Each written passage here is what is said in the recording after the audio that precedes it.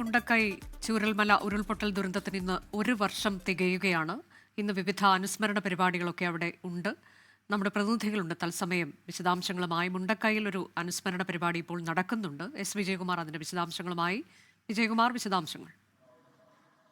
Local ബോഡിയെ കണക്കിലെടുക്കാതെ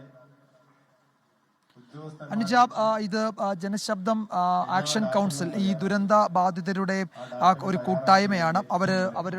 അവർ സ്ഥാപിച്ചതാണ് ഈ ചിത്രങ്ങൾ. ഈ ദുരന്തത്തിൽ മരണമടഞ്ഞ മുഴുവൻ ആളുകളുടെയും ചിത്രങ്ങളാണ് ഇവിടെ ഈ ഫ്ലെക്സിലുള്ളത്.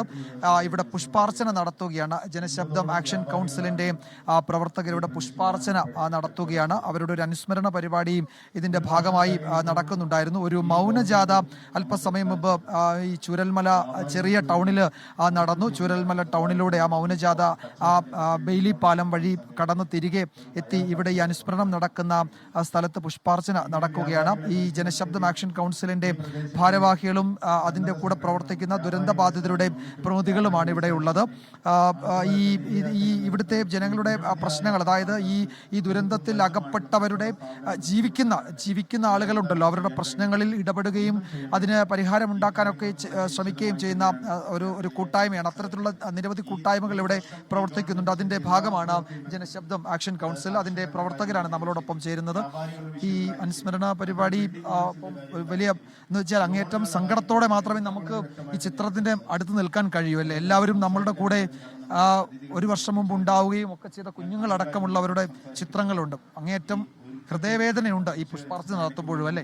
സത്യത്തിൽ ഇവര് പല ആളുകളും മരിച്ചിട്ടില്ല എന്ന് വിശ്വസിക്കാനാണ് ഞങ്ങൾ ആഗ്രഹിക്കുന്നത്. കാരണം ഇവരുടെ ചിത്രങ്ങൾ കാണുമ്പോഴാണ് ഞങ്ങൾ പിന്നെയും ഇത് നോക്കൂ, ഇത് ഞങ്ങളെ സ്വർഗ്ഗമായിരുന്നു. ഈ മണ്ണ്, ഈ അങ്ങാടി ഞങ്ങളെ സ്വർഗ്ഗമായിരുന്നു. 13 കിലോമീറ്റർ ടൗണിൽ നിന്ന് ഒറ്റപ്പെട്ട പാതയിലൂടെ വന്ന് ഇവിടെ കൂടുകയാണ് ഞങ്ങൾ. വൈകുന്നേരങ്ങളിൽ ഞങ്ങളെ സ്വർഗ്ഗമായിരുന്നത്. ഇന്ന് നോക്കൂ, നിങ്ങൾ മൃതഭൂമിയായി, ഒരു മനുഷ്യനും ഇവിടെ ഇല്ല. അപ്പോൾ ഞങ്ങൾ അത്യന്തം എന്ത് ചെയ്യണം, ഇവർക്ക് വേണ്ടി, മരണപ്പെട്ടവർക്ക് വേണ്ടി എന്താണ് ചെയ്യേണ്ടത് എന്ന് പോലും ഞങ്ങൾക്കറിയില്ല. ഞങ്ങൾ എന്താ പറയുക, ഞങ്ങളെ ഹൃദയം പറഞ്ഞു പോകുന്ന പോലെയാണ്. ഇന്നലകളിൽ ഞങ്ങളെ കൂടെ ഉണ്ടായിരുന്ന ആളുകളാണ് ഇവർ, ഞങ്ങളെ കൂടപ്പുറപ്പുകളെ പോലെ.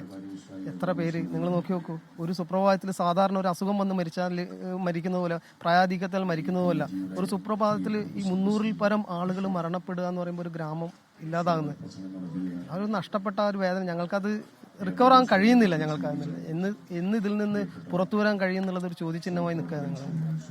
അനുജ, അതാണ് ഇവിടെ ഈ നിൽക്കുന്ന ആളുകളൊക്കെ ഇവരുടെയൊക്കെ പ്രിയപ്പെട്ടവരാണ്. ഇവരൊക്കെ എപ്പോഴും അറിയുന്ന ആളുകളാണ്. അമ്മമാരൊക്കെ ഉണ്ട്. എല്ലാവരും കണ്ണ് നിറഞ്ഞ് കരഞ്ഞുകൊണ്ടാണ് ഈ പരിപാടിയിലൊക്കെ പങ്കെടുക്കുകയും ചെയ്യുന്നത് ഈ ദിവസം. അപ്പോൾ ഇവരുടെയൊക്കെ ഇനിയിപ്പോൾ ജീവിച്ചിരിക്കുന്നവരുടെ പ്രശ്നങ്ങൾ നമുക്കറിയാം. പുനരധിവാസവുമായി ബന്ധപ്പെട്ടൊക്കെ നിരവധി പ്രശ്നങ്ങളുണ്ട്. നമ്മൾ അതൊക്കെ വേറൊരു വേദിയിൽ അത് ചർച്ച ചെയ്യുകയും ചെയ്യുന്നുണ്ട് എന്നതുകൊണ്ട് അത് നമ്മൾ അതിലേക്ക് പോകുന്നില്ല. ഇവിടെ മറ്റൊരു ദൃശ്യമുള്ളത് വ്യാപാരി വ്യവസായികളുടെ ഒരു പ്രതിഷേധ പരിപാടി നടക്കുകയാണ്. അവരുടെ പ്രശ്നങ്ങളും സമാനതകളില്ലാത്തതാണ്. ഇവിടെ ടി സിദ്ദിഖ് MLA ഉണ്ട്, മറ്റു നേതാക്കന്മാരൊക്കെ ഉണ്ട്, സന്ദീപ് വാര്യരൊക്കെ ഈ ചടങ്ങിൽ പങ്കെടുക്കുന്നുണ്ട്.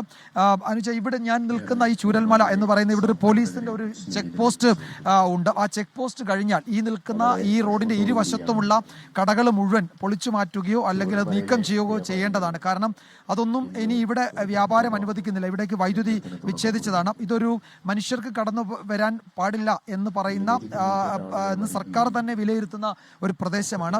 ആ പ്രദേശത്ത് ഈ റോഡിന് ഇരുവശവുമുള്ള വ്യാപാരികളാണ്. അവരിനി എന്ത് ചെയ്യണമെന്ന ഒരു വലിയ ചോദ്യമുണ്ട്. വലിയ പണമൊക്കെ നിക്ഷേപിച്ച് വ്യവസായ സംരംഭങ്ങളിൽ ഏർപ്പെട്ടവരാണ്. അവരുടെ പ്രശ്നങ്ങൾ സമാനതകളില്ലാത്തതാണ്. ഒരു ഭാഗത്ത് ഉറ്റവരെ നഷ്ടപ്പെട്ടവരുടെ കൂട്ടായ്മ, വേറൊരു ഭാഗത്ത് ജീവനോപാധികൾ മുഴുവൻ നഷ്ടപ്പെട്ട ഒരു വലിയ വിഭാഗത്തിന്റെ തിരിച്ചു വരാൻ നടത്തുന്ന ശ്രമങ്ങളിൽ അവർ നേരിടുന്ന പ്രതിസന്ധികൾ. ഈ 2 പ്രശ്നങ്ങളും നമ്മൾ ഈ ചൂരൽമല അങ്ങാടിയുടെ അപ്പുറത്തും ഇപ്പുറത്തും ചർച്ച ചെയ്യുന്ന ഒരു അപൂർവ കാഴ്ചയാണ് അനുജ നടക്കുന്നത്. ഒരു പക്ഷേ ഇത് എനിക്ക് തോന്നുന്നത് ചൂരൽമലയെ സംബന്ധിച്ചിടത്തോളം അവരുടെ തിരിച്ചുവരവിന്റെ ശ്രമം നടക്കുന്നതിനിടയിലും ഇത്തരത്തിലുള്ള വലിയ പ്രതിസന്ധികൾ, വൈകാരികമായ പ്രതിസന്ധികളും ഒപ്പം ഈ ജീവനോപാധികളാകെ നഷ്ടപ്പെട്ട് എങ്ങനെ ജീവിതത്തിലേക്ക് അവർ തിരികെ വരണം എന്നറിയാത്ത നിസ്സഹായരായ മനുഷ്യരുടെ വേദനകളും ഒരേ സമയം നമ്മൾ കാണുകയാണ്. അതിനാണ് ഈ ചൂരൽമലയിൽ ഈ ദുരന്തമുണ്ടായതിന്റെ 1-ാം വർഷം നമ്മൾ സാക്ഷ്യം വഹിക്കുന്നത്. കാണുന്നത്. ഇതിൽ ഞാൻ നേരത്തെ പറഞ്ഞ ഒരു വിവരമുണ്ട് അനുജ. ഇവിടെ ഈ ദൃശ്യങ്ങളിൽ ഒരിക്കൽ കൂടി അത് കാണിക്കാം. ഇവിടെ ആ ചെക്ക് പോസ്റ്റ്, ആ ദൃശ്യങ്ങളിൽ ആ ചെക്ക് പോസ്റ്റ് കാണാം. ആ ചെക്ക് പോസ്റ്റിന്റെ മുന്നോട്ടും ആ ചെക്ക് പോസ്റ്റ് കടന്ന് ഇങ്ങോട്ട് വരുന്ന ഈ റോഡിന്റെ ഇരുഭാഗവും ഈ ചെക്ക് പോസ്റ്റ് ആണ് കാണുന്നത്. ആ ചെക്ക് പോസ്റ്റിന്റെ ഇരുഭാഗവുമുള്ള കടകൾ, ഇതും ഈ ഭാഗവുമുള്ള ഏതാണ്ട് 50-ലധികം വ്യാപാര സ്ഥാപനങ്ങളുണ്ട്. അത് മുഴുവൻ പൊളിച്ചു നീക്കണം. ഇതൊന്നും മനുഷ്യവാസം അനുവദിക്കുന്ന അല്ല, മനുഷ്യന് നിൽക്കാൻ പറ്റുന്ന സ്ഥലമല്ല. നമ്മളൊക്കെ പോലും പ്രത്യേക പാസ്, റവന്യൂ വകുപ്പിന്റെ പാസ് എടുത്തിട്ടാണ് ഇവിടേക്ക് വരുന്നത്. അപ്പോൾ ഇത് പൊളിച്ചു മാറ്റുമ്പോൾ ഇവിടെയൊക്കെ വലിയ പണം മുടക്കിയ, നിക്ഷേപം നടത്തിയ ആളുകൾ എന്ത് ചെയ്യണം എന്ന ചോദ്യം വരുന്നുണ്ട്. ഇവിടെ എനിക്ക് തോന്നുന്നത് മന്ത്രി മുഹമ്മദ് റിയാസ് ആണ് അങ്ങോട്ട് കടന്നു പോകുന്നത്. മുണ്ടക്കൈ ഭാഗത്തേക്കാണ് പോകുന്നത്. അവിടെ അനുസ്മരണ പരിപാടികളിലൊക്കെ പങ്കെടുക്കാൻ ഇന്ന് ഒരു വർഷം തികയുമ്പോൾ വിവിധ പരിപാടികളുണ്ട്, അനുസ്മരണ ചടങ്ങുകളുണ്ട്. അതിനിടെ മറ്റൊരു ഭാഗത്ത് വ്യാപാരി വ്യവസായികളുടെ പ്രതിഷേധവും നടക്കുന്നുണ്ട്. തങ്ങൾക്ക് അർഹതപ്പെട്ട ഇത് നൽകുക, പുനരധിവാസം ഉറപ്പാക്കുക എന്നൊക്കെയുള്ള ആവശ്യങ്ങൾ ഉന്നയിച്ചുകൊണ്ടാണ് ആ പ്രതിഷേധം നടക്കുന്നത്.